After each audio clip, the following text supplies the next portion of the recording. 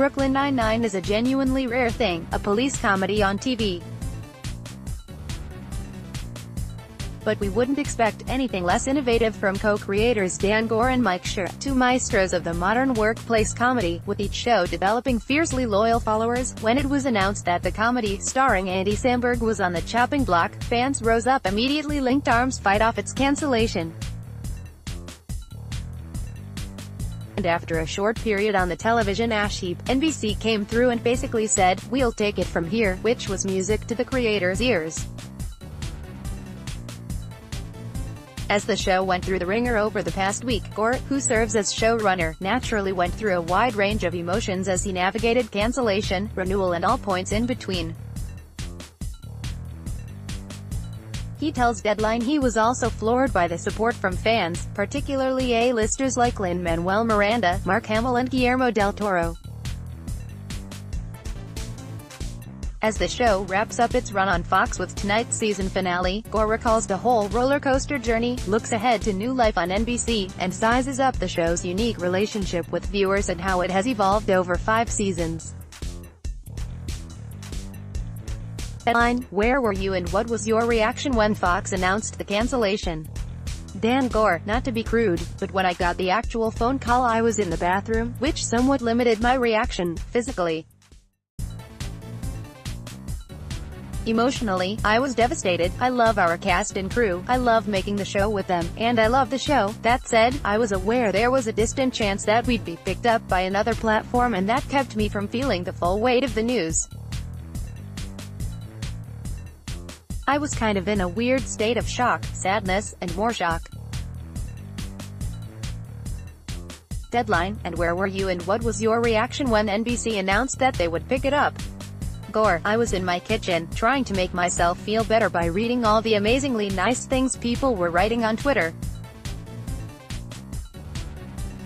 It was around 8 p.m., 11 p.m. in NY, so we kind of thought nothing more would happen that night, but then, I got a text from David Miner that said NBC was picking up the show.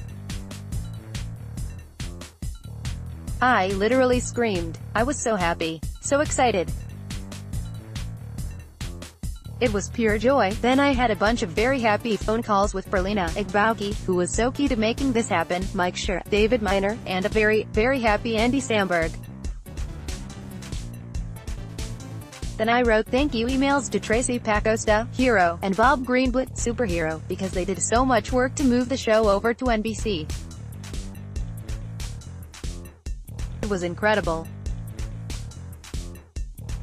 John P. Fleener, Fox. Deadline: why do you think so many people connect with the characters of Brooklyn Nine-Nine? Goor: I think one thing people like is that the precinct is so diverse and representative and that the characters feel like real people. I think they also really respond to the fact everyone in the squad loves and supports each other and that the comedy doesn't come from them insulting or cutting each other down. But most importantly, I think people respond to the characters because the actors are so great. The cast is amazing and they are all deeply, deeply likable people who are really specific and interesting and super talented. Deadline: speaking of, the fans came through with an outpouring of support when it was announced that the show would be cancelled. How much influence does the fan base have on you and the writer's room? Or do you tend to stay away from the demands and comments from fans on Twitter and other social media platforms? Goor: we love the fans of the show so much and we were blown away by the support they have given us. I can't even comprehend it.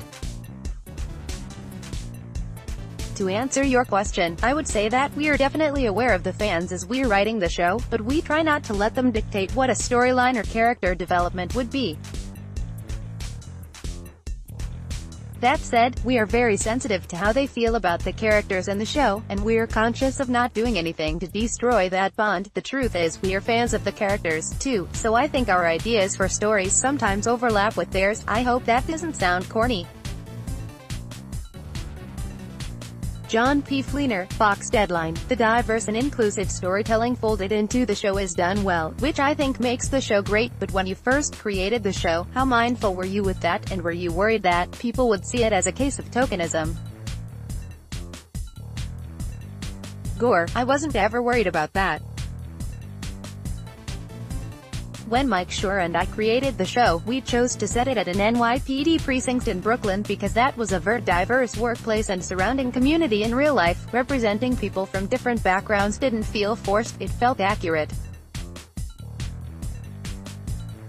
Furthermore, we have always been committed to making the characters' diverse backgrounds just one element of who they are and not their defining characteristic.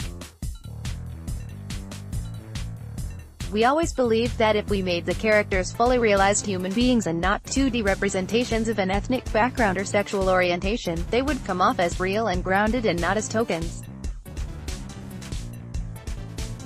Deadline. Before the talks of Fox cancellation and NBC renewal, did you already have an endgame for Brooklyn Nine-Nine?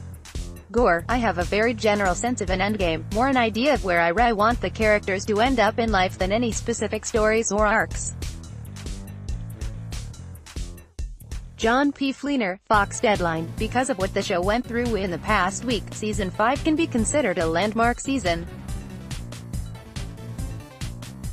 How was it making this season, which could have been the last? Goor, it was great. I'm really happy with this season. We experimented with tone and form in episodes like The Box, Game Night, and Show Me Going, which was fun for the writers and actors, and I thought the episodes turned out great. I really enjoyed writing and watching the Amy-Jake relationship milestones we hit this year.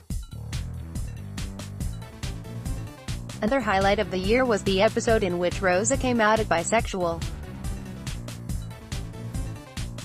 I didn't realize the impact that would have, and reading comments online from people who were moved by it was an incredible experience.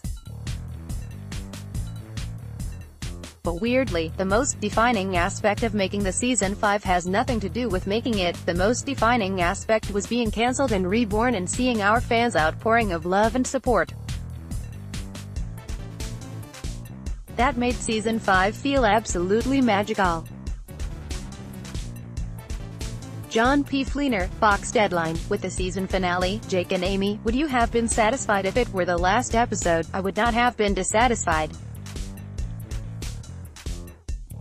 We purposefully wrote an episode that could work as the series finale, but it wasn't the series finale we want to write. Deadline. But since it wasn't, what can we expect for Season 6, and can we expect more fun guest stars? Laughs. Honestly, we've been so busy recovering from the cancellation and renewal craziness that we haven't started thinking about Season 6, but hopefully, maybe, I'm praying, maybe, hopefully, Lin-Manuel Miranda, Sean Astin, Mark Hamill, Guillermo del Toro, or Seth Meyers will guest star.